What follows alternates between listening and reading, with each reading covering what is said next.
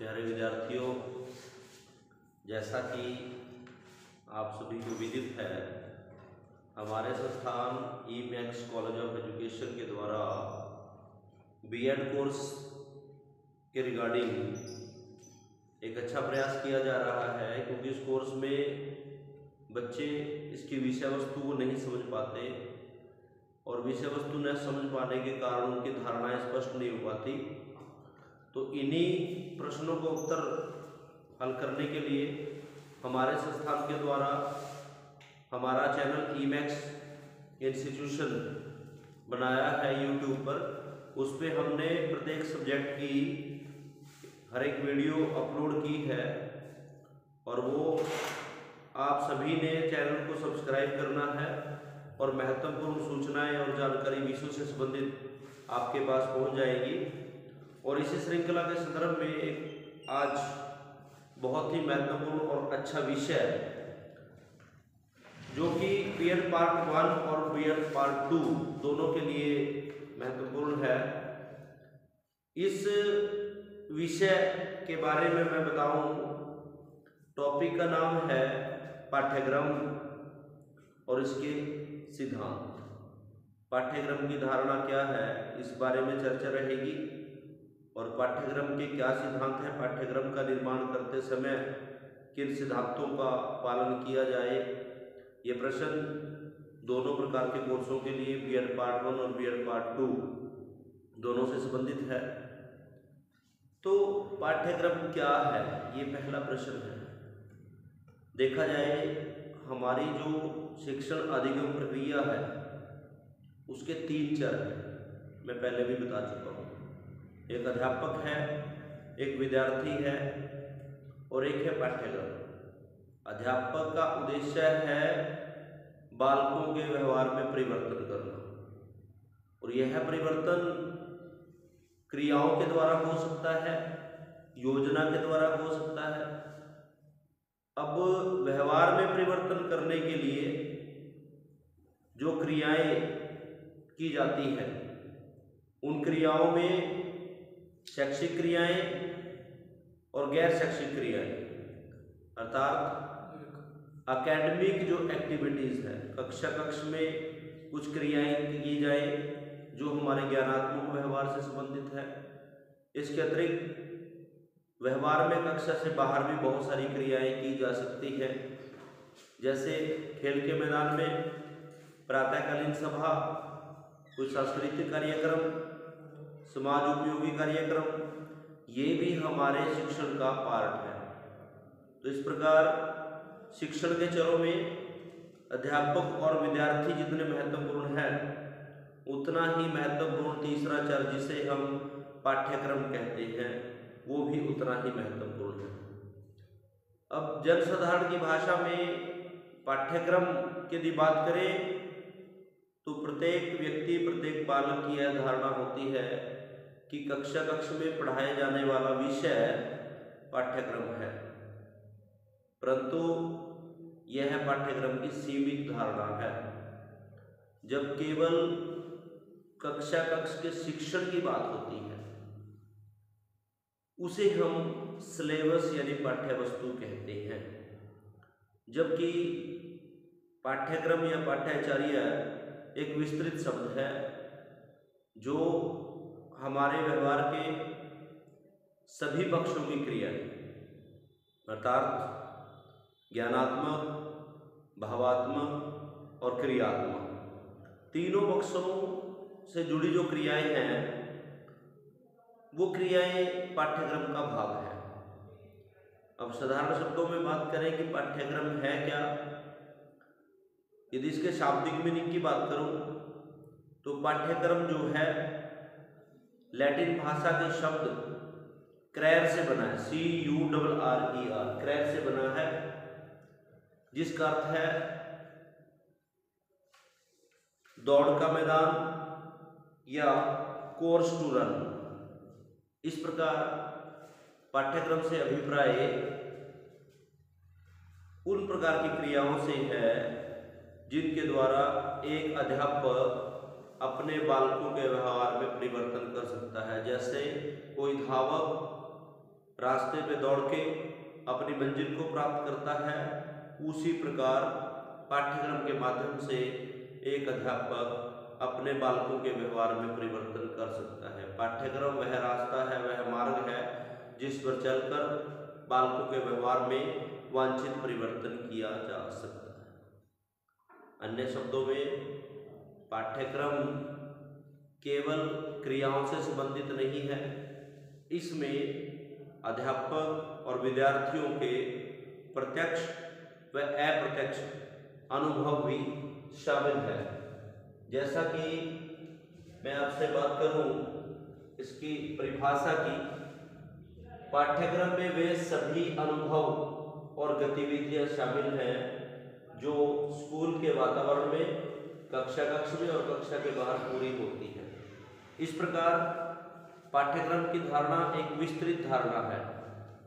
पाठ्यक्रम की धारणा एक विस्तृत धारणा है जिसमें एक कक्षा कक्ष में होने वाली क्रियाएं अर्थात जो हमारे एकेडमिक अचीवमेंट से संबंधित है, जिसमें हम विषय वस्तु के कंटेंट की बात करते हैं।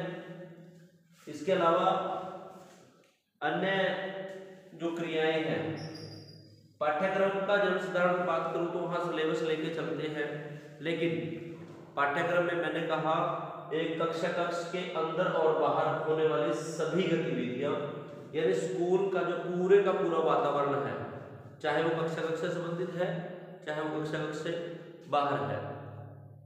मैं बात करूं, जैसे एक शिकारी अपना शिकार करने के लिए औजार रखता है अपने पास, यदि उसके पास हथियार नहीं है और उसका लक्ष्य है शिकार करने का, हथियार के बिना वो शिकार नहीं कर सकता। उसी प्रकार एक अध्यापक यदि अच्छे प्रकार से शिक्षण करना चाहता है और बालकों के व्यवहार में परिवर्तन करना चाहता है तो उसको क्रियाओं की योजना बनानी पड़ेगी कि क्या क्या एक्टिविटी की जाए जिसके द्वारा बालकों के व्यवहार में वांछित परिवर्तन किया जाए या शिक्षा के उद्देश्यों को प्राप्त किया जाए। क्योंकि प्रत्येक अध्यापक के उद्देश्य होते हैं और उन उद्देश्यों की उपलब्धि के लिए उसको कुछ क्रियाएं करनी पड़ती हैं। वो जो क्रियाएं हैं, चाहे वो शैक्षिक हैं चाहे वो गैर शैक्षिक है, वो ही पाठ्यक्रम है। पूरे के पूरे स्कूल का वातावरण as a whole environment of a school is called a curriculum which involve direct और indirect experiences from the teacher and from the learners. पूरे के पूरे स्कूल में बहुत सारी गतिविधियां होती हैं, वो पाठ्यक्रम का भाग है या वो पाठ्यक्रम में शामिल होती है। इस प्रकार पाठ्यक्रम केवल कक्षा कक्ष तक सीमित न होकर पूरे के पूरे स्कूल वातावरण की जो संरचना है, क्रियाओं का जो कार्यक्रम है, कौन कौन सी क्रियाएं की जानी है, समय सारणी है, चाहे वो खेल के मैदान में है, चाहे वो सांस्कृतिक कार्यक्रम है, प्रातःकालीन की सभा है, इसके साथ साथ पाठ्य सहगामी क्रियाएं अर्थात ऐसी क्रियाएं जो पाठ या शिक्षण कार्य के अतिरिक्त भी की जा सकती हैं, वो भी पाठ्यक्रम का भाग है। इस प्रकार पूरे के पूरे स्कूल का वातावरण जो है वो पाठ्यक्रम है। एक अन्य परिभाषा है, पाठ्यक्रम सभी शैक्षिक और गैर शैक्षिक गतिविधियों की योजना है।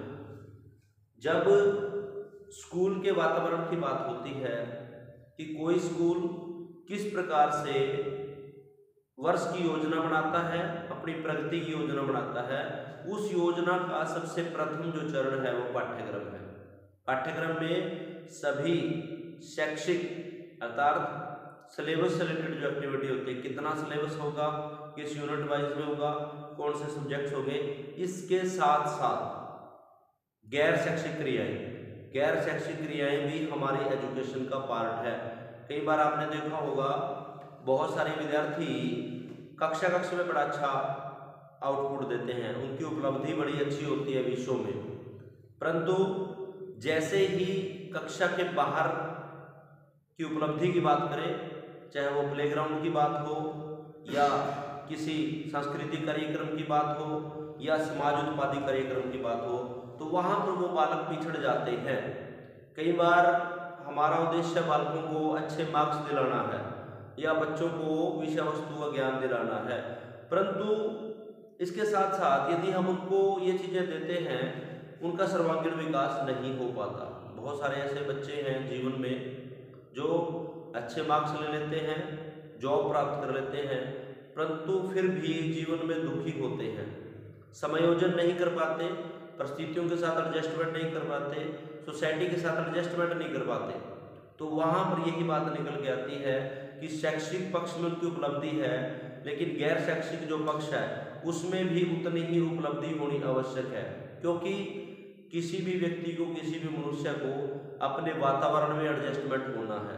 वो वातावरण में एडजस्टमेंट तभी हो सकता है जब वो शैक्षिक और गैर शैक्षिक दोनों प्रकार की क्रियाओं में अपना उत्पादन या प्रदर्शन प्रदर्शित करे। इस प्रकार शिक्षा का उद्देश्य है सर्वांगीण विकास करना। अब सर्वांगीण विकास में 3 पक्ष आते हैं, ज्ञानात्मक, भावात्मक और क्रियात्मक, कॉग्निटिव, अफेक्टिव, साइकोमोटर। अब सबसे बड़ी विडंबना की बात है, वर्तमान समय में हम ज्ञानात्मक पक्ष पे बहुत अधिक बल दे रहे हैं। प्रत्येक माता पिता, समाज के व्यक्ति, सभी की एक धारणा है कि किस प्रकार से किसी बच्चे को प्रत्येक कक्षा में उच्चतम अंक दिलाए, यही प्रश्न है। परंतु देखा जाए कि क्या हमारा उद्देश्य उस बालक को एक मशीन बनाना है, अच्छे मार्क्स दिलाना है, ये शिक्षा का उद्देश्य है? ये तो केवल एक पार्ट है जो आपको साक्षर बनाता है, परंतु शिक्षा का उद्देश्य तो बहुत बड़ा विस्तृत है, जिसमें हमने कहा बालक का सर्वांगीण विकास, ऑल राउंड डेवलपमेंट। अब ऑल राउंड डेवलपमेंट में सबसे बड़ी जो बात है वो है समायोजन, एडजस्टमेंट। कोई भी बालक जब तक अपने वातावरण की सिचुएशन में एडजस्टमेंट नहीं हो पाता या बाहरी कक्षा से बाहरी जो व्यवहार है उसको नहीं समझ पाता, तब तक उसका विकास नहीं हो पाता। तो पाठ्यक्रम क्या है, जब व्यवहार के सभी पक्षों, ज्ञान, भाव और क्रिया तीनों में परिवर्तन लाने के लिए, तीनों स्टेप्स पे चेंज करने के लिए जिन क्रियाओं का आयोजन किया जाता है वो पाठ्यक्रम कहलाती है। अब ये पाठ्यक्रम में एक सिस्टमेटिक प्रणाली है, कौन कौन सी क्रियाएं, कौन कौन सी एक्टिविटीज किस समय पे की जाएगी उसकी योजना बनाई जाती है, किस प्रकार से की जाएगी उसकी योजना बनाई जाती है, किसके द्वारा वो क्रियाएं की जाएंगी उसकी योजना बनाई जाती है। आपने देखा होगा विषयों की विशेषज्ञता के साथ साथ किसी भी स्कूल में अन्य अध्यापक भी होते हैं जिन्हें हम इंस्ट्रक्टर या अनुदेशक कहते हैं। जैसे खेल का मैदान में यदि अध्यापक की बात करूं तो वहां पर फिजिकल एक्सरसाइज से संबंधित अध्यापक है। इसी प्रकार सांस्कृतिक जो कार्यक्रम है या गतिविधियां उनसे संबंधित म्यूजिक का अध्यापक है।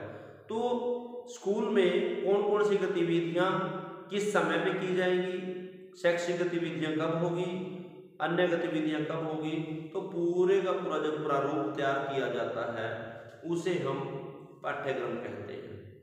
और पाठ्यक्रम की विशेषता है कि ये लचीलापन, फ्लेक्सिबिलिटी, परिवर्तनशील होता है। पाठ्यक्रम में 2 चीजें साथ साथ चलती हैं, कंटेंट और पेडागोजी। कंटेंट का मतलब है विषय वस्तु, और उस विषय वस्तु को अच्छे प्रकार से कराने के लिए कौन कौन से काम या क्रियाएं की जाती है, वो पेडागोजी है। कंटेंट के साथ बात आती है हाउ टू टीच, या उस विषय वस्तु को किस प्रकार से बालकों के दिमाग तक पहुंचाया जाए, किस प्रकार बालकों के व्यवहार में लाया जाए, वो हमारी पेडागोजी होती है। तो पाठ्यक्रम की संरचना में कंटेंट और पेडागोजी दोनों चीज़ों को भी जो है शामिल किया जाता है।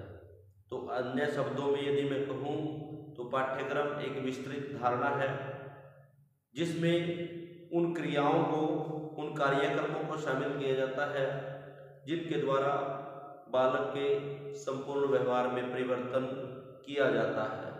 और पाठ्यक्रम की संरचना करना एक कठिन कार्य है। इसकी संरचना 2 स्तर पे होती है। एक होती है टॉप मॉडल, जिसे हम एडमिनिस्ट्रेटिव या प्रशासनिक मॉडल कहते हैं, और एक होता है लो लेवल, जिसे हम ग्रास रूट मॉडल कहते हैं।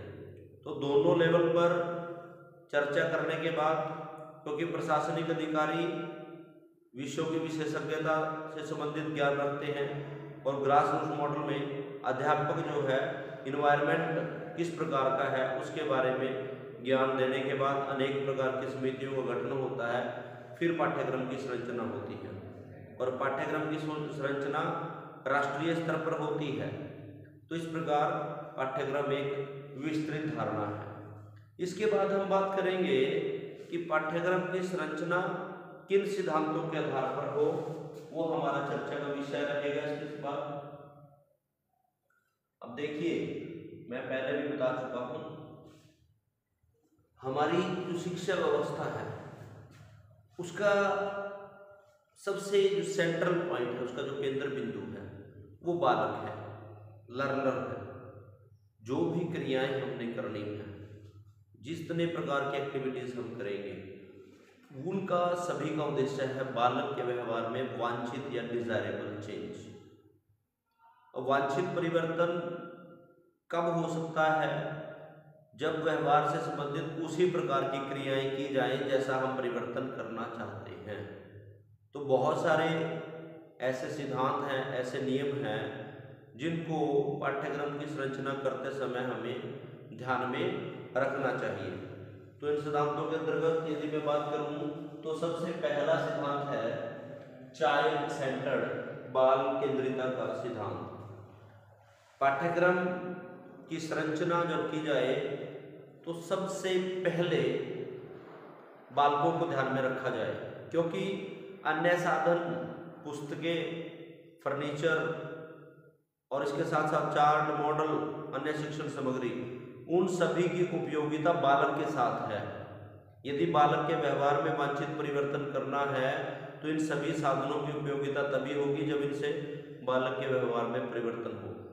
तो पाठ्यक्रम चाइल्ड सेंटर्ड होना चाहिए, बाल केंद्रित हो, न कि टीचर सेंटर्ड या कम्युनिटी सेंटर्ड हो। पाठ्यक्रम बनाते समय सबसे मुख्य जो इसका चर है वो है बालक। तो पाठ्यक्रम की संरचना बालक को ध्यान में रख के की जाए, उसकी आवश्यकताओं के अनुरूप की जाए, उसकी समस्याओं को ध्यान में रख के, उसकी आवश्यकताओं को ध्यान में रख के पाठ्यक्रम की संरचना की जाए। क्योंकि होता क्या है कि जब हम बालकों के व्यवहार का बारीकी से अध्ययन न करके किसी भी पाठ्यक्रम की संरचना करते हैं तो उस पाठ्यक्रम का आउटपुट हमारे पास उस अनुपात में नहीं आ पाता जैसी हम अपेक्षा करते हैं। क्योंकि बालकों का व्यवहार चेंजेबल है, परिवर्तनशील है। तो जिस प्रकार के परिवर्तन व्यवहार में होते हैं उन सभी को नोट करके उसी के बेस पे पाठ्यक्रम फ्रेम किया जाए। तो पाठ्यक्रम की संरचना करते समय जो मुख्य बिंदु है, जो सेंट्रल पॉइंट है, वो है बालक, लर्नर्स, विद्यार्थी को ध्यान में रख के, उसकी आवश्यकताओं को ध्यान में रख के हमने जो है पाठ्यक्रम की संरचना करनी चाहिए। दूसरा है साइकोलॉजिकल। वर्तमान समय में हमारे शिक्षण व्यवस्था जब हम करते हैं तो अध्यापक एक प्रकार से सोचता है कि जो मैं निर्देशन दे रहा हूँ, जिस प्रकार की सूचनाएं कक्षा में संप्रेषण कर रहा हूँ, वो सभी बालकों तक पहुँचने चाहिए और सभी बालक उसी प्रकार से मुझे पृष्ठ पोषण दे, उसी प्रकार से फीडबैक मिले जैसे मैं सोच रहा हूँ। परंतु अध्यापक को मनोविज्ञान का ज्ञान होना आवश्यक है। कक्षा में विभिन्न मानसिक स्तर के, विभिन्न योग्यताओं के बालक जो हैं वो पाए जाते हैं। तो किसी भी पाठ्यक्रम की संरचना करते समय बालकों के मानसिक स्तर को, उनकी क्रिएटिविटी को, उनके व्यक्तित्व को आकलन करना चाहिए, तभी पाठ्यक्रम की संरचना करनी चाहिए। कई बार आपने देखा होगा कि जब हम पाठ्यक्रम की संरचना करते हैं, यदि वो बालकों के मानसिक स्तर के अनुरूप नहीं है तो बालकों का व्यवहार उस प्रकार से परिवर्तित नहीं होता जैसे हम सोचते हैं। बालक डिप्रेशन में चले जाते हैं, टेंशन में आते हैं, कई बार यहाँ तक होता है कि सुसाइड तक भी बच्चे कर लेते हैं। वो कारण क्या है कि हमने बालकों के मनोवैज्ञानिक जो फैक्टर हैं उनकी स्टडी नहीं की है। बालकों पर थोपा जाता है सिलेबस, एक्टिविटीज़ भी आपने करनी है, लेकिन जो पाठ्यक्रम मनोवैज्ञानिक सिद्धांतों के अनुरूप जिसका निर्माण होता है वो प्रभावकारी होता है। क्या बात है कि आज हम बच्चों के लिए minimum MLL minimum learning level की बात करते हैं।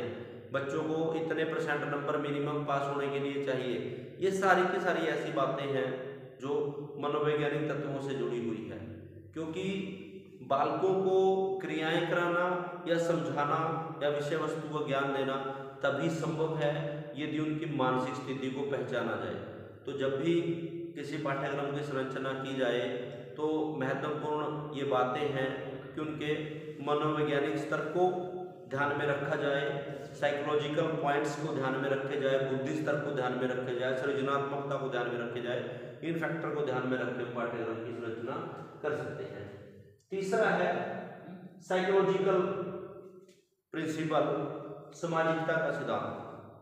मैंने पहले बताया पाठ्यक्रम वही उपयोगी है जो सामाजिकता से संबंधित है, अर्थात ऐसा पाठ्यक्रम जिसमें समाज के विभिन्न घटकों एजेंसियों में तालमेल हो, ऐसा पाठ्यक्रम जो स्कूल और समुदाय के बीच में संबंध स्थापित करे, इस प्रकार का पाठ्यक्रम होना चाहिए।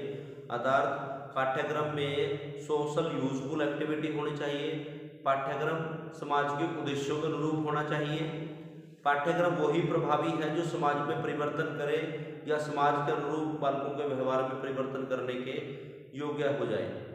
क्योंकि देखा जाता है कि कई बच्चे पढ़ लिख लेते हैं और पढ़ लिखने के बाद वो सामाजिक वातावरण में अपने आप को एडजस्टमेंट नहीं कर पाते। तो पाठ्यक्रम की संरचना करते समय समाज की जो संरचना है, स्ट्रक्चर ऑफ सोसाइटी, उसको ध्यान में रखा जाए। किस वर्ग का, किस क्लास का, किस धर्म का, किस संप्रदाय की संरचना है, किस प्रकार का एनवायरनमेंट है, संस्कृति कैसी है, परंपराएं कैसी है उस समाज की, इन सभी पहलुओं को ध्यान में रखकर पाठ्यक्रम की संरचना की जाए। उसके बाद है साइंटिफिक वैज्ञानिकता, क्योंकि पाठ्यक्रम जो है वो रूढ़िबद्धता पर आधारित न हो, सीमांतीकरण पर आधारित न हो। पाठ्यक्रम में वैज्ञानिकता के तत्व, कारण और प्रभाव के तत्व, जो पाठ्यक्रम बालकों को अंधविश्वास से मुक्त कराए, कारण प्रभाव वैज्ञानिकता की ओर अग्रसर करे, इन फैक्ट को, इन तत्वों को भी पाठ्यक्रम में रखा जाए। क्योंकि पाठ्यक्रम केवल दार्शनिक न होकर, सामाजिक न होकर वैज्ञानिक होना भी अति आवश्यक है। नेक्स्ट है फ्लेक्सिबिलिटी। पाठ्यक्रम की एक विशेषता है लचीलापन, परिवर्तनशील, डायनेमिक। पाठ्यक्रम की संरचना इस आधार पर की जाए कि समय आने पर उसमें परिवर्तन संभव हो, जब समय हो उसमें परिवर्तन हो सके। पाठ्यक्रम न तो अधिक कठोर हो न ही अधिक लचीला हो। कई बार पाठ्यक्रम इतना स्ट्रिक्ट बनाया जाता है कि आवश्यकताओं के अनुसार उसमें परिवर्तन करना संभव नहीं होता। तो लचीलेपन के सिद्धांत से अभिप्राय ये है कि पाठ्यक्रम फ्लेक्सिबल हो, लचीला हो, जैसे जैसे परिस्थितियाँ चेंज होती हैं, परिस्थितियों के अनुसार और घटनाओं के अनुसार उसमें परिवर्तन संभव है। क्योंकि परिवर्तन प्रकृति का नियम है। तो जैसे जैसे परिवर्तन, जैसे जैसी जनरेशन आती है, उसी प्रकार से व्यवहार में परिवर्तन होता है। और व्यवहार में परिवर्तन को जब ऑब्जर्व किया जाता है तो उस व्यवहार परिवर्तन के आधार पर हम जो है पाठ्यक्रम में परिवर्तन की क्षमता रखें। तो पाठ्यक्रम जो है वो लचीला हो, फ्लेक्सिबल हो, स्ट्रिक्ट न हो, कठोर न हो। नेक्स्ट प्रिंसिपल है यूटिलिटी, उपयोगिता। पाठ्यक्रम का जो है वही महत्वपूर्ण है जो पाठ्यक्रम उपयोगी हो। अर्थात पाठ्यक्रम जो है बालकों को इस प्रकार की क्रियाओं में निपुण करे जो उसके स्वयं के लिए भी, समाज के लिए भी और देश के लिए भी उपयोगी हो। पाठ्यक्रम सैद्धांतिक न होकर प्रैक्टिकल हो। पाठ्यक्रम में विभिन्न प्रकार के कौशल, विभिन्न प्रकार के गुण, विभिन्न प्रकार की क्रियाएं शामिल हो जिनसे बालकों के व्यवहार में वांछित परिवर्तन किया जा सके। और पाठ्यक्रम जो है वो उपयोगी हो। उपयोगी का अभिप्राय कि पाठ्यक्रम जो है बालक के तीनों पक्षों में परिवर्तन करे, ज्ञान, भाव और क्रिया तीनों में परिवर्तन करे। पाठ्यक्रम उपयोगी होना चाहिए समाज के लिए, बालकों के लिए और देश के लिए। नेक्स्ट है प्रैक्टिकल।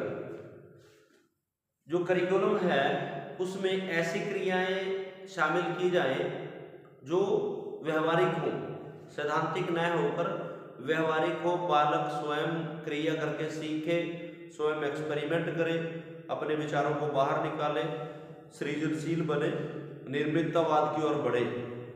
तो पाठ्यक्रम की संरचना करते समय उसमें इन बिंदुओं को ध्यान में रखें कि ये पाठ्यक्रम जो है व्यवहारिक हो, प्रायोगिक हो, सैद्धांतिक न हो। कई बार आजकल समस्या आती है कि बच्चे बीटेक एमटेक करने के बाद जॉब के लिए जाते हैं।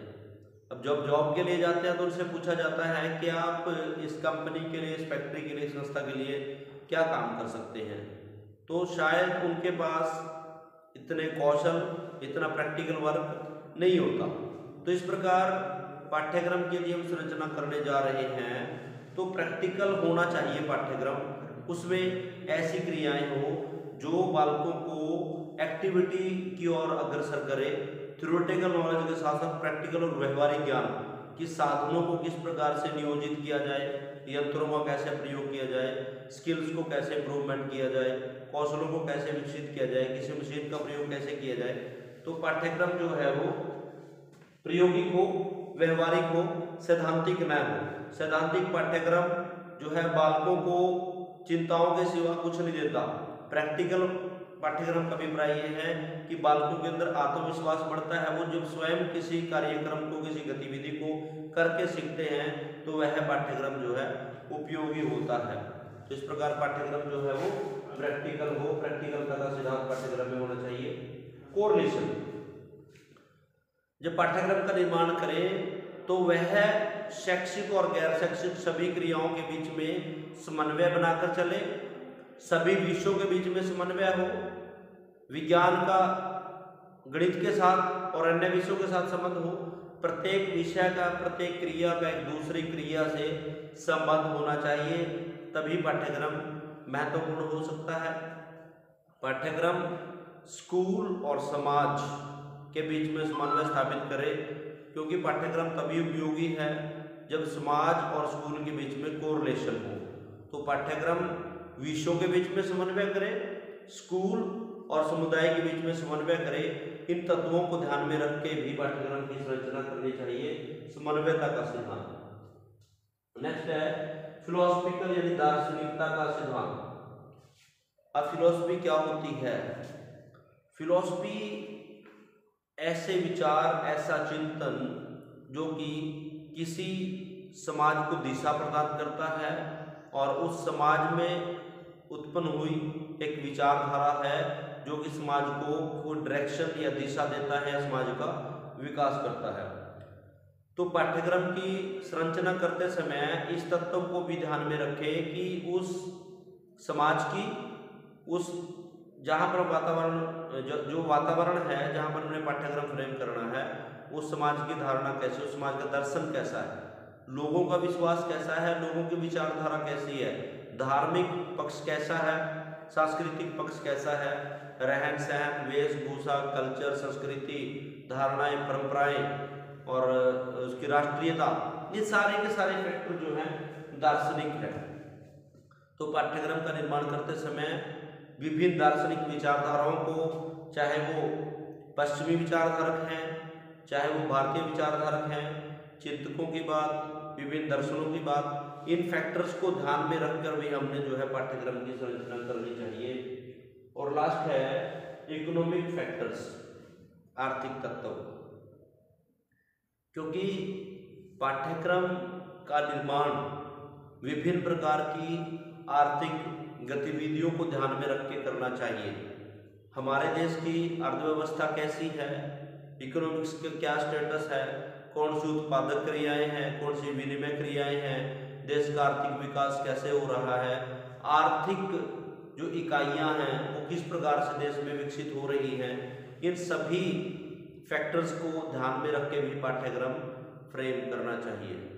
तो प्यारे विद्यार्थियों, आज की चर्चा में पाठ्यक्रम की धारणा और पाठ्यक्रम के सिद्धांत, इस बारे में हमने चर्चा की। आशा है आप इन विचारों को ध्यानपूर्वक सुन के, उनको नोट करके भविष्य के लिए संयोजित रखेंगे और परीक्षा में इस प्रश्न का अच्छे प्रकार से उत्तर देंगे। इसके साथ साथ इसके कुछ और भी पहलू रह गए हैं जिनको हम नेक्स्ट वीडियो में जो है कंटिन्यू करेंगे। तो आज के विषय में, आज की जो हमारा चर्चा का विषय रहा, पाठ्यक्रम क्या था और इसके सिद्धांत। पाठ्यक्रम के मैंने आपसे 10 सिद्धांत आपको बताए। इन सिद्धांतों को आपने इसी तरह से याद कर लेना है, आपके लिए उपयोगी है। तो जो भी आपकी कोई समस्या है, कोई प्रश्न है, उसको आप कमेंट बॉक्स में डाल दें ताकि हम उस पर भी काम करें। संस्थान के द्वारा भरपूर प्रयास किया जा रहा है कि अधिकतम से अधिकतम बच्चों तक हम पहुंच पाए, उनके विकास के लिए काम कर पाए। हमसे जो भी अच्छे से अच्छा बन पाएगा हम वो करेंगे। आप कमेंट में डालिए। अभी हम एक प्रक्रिया और चलाने जा रहे हैं कि प्रत्येक विषय का एक सिस्टमैटिक रूप से 7 से 8 क्वेश्चन हम प्रश्न जो है उनका पॉइंट वाइज अध्ययन करेंगे। नोट्स प्रिपेयर हो जाएंगे आपके। यदि आप वो वीडियो देखते हैं तो आपको कोई अन्य छोटी मोटी बुक या कोई और पब्लिकेशन की आवश्यकता नहीं होगी। यदि आप लेक्चर ध्यान से सुनते हैं और उनको वीडियो को देखते हैं तो आपका जो पेपर है वो यहीं से फुल जो अटेम्प्ट हो जाएगा।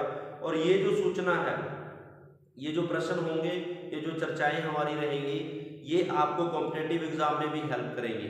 सीटेट है, पीटेट है, स्टेट है, जो भी प्रकार का टेट है आपका, टीचर एलिजिबिलिटी टेस्ट, उसमें भी आपको इन वीडियो से सहायता मिलेगी। अभी हम मनोविज्ञान के लेक्चर करेंगे और भी विषयों की करेंगे। उनकी जो धारणाएं हैं वो आपको भविष्य में उपयोगी होंगी, आपके अंदर आत्मविश्वास पैदा होगा। तो हमारे संस्थान के द्वारा एक अच्छा प्रयास किया जा रहा है, ई-मैक्स कॉलेज ऑफ एजुकेशन। तो जो भी आपके प्रश्न हैं तो आप कमेंट बॉक्स में डालिए, हम उन प्रश्नों को उत्तर देने के लिए भरसक प्रयास करेंगे। थैंक यू सो मच प्यारे विद्यार्थियों, धन्यवाद।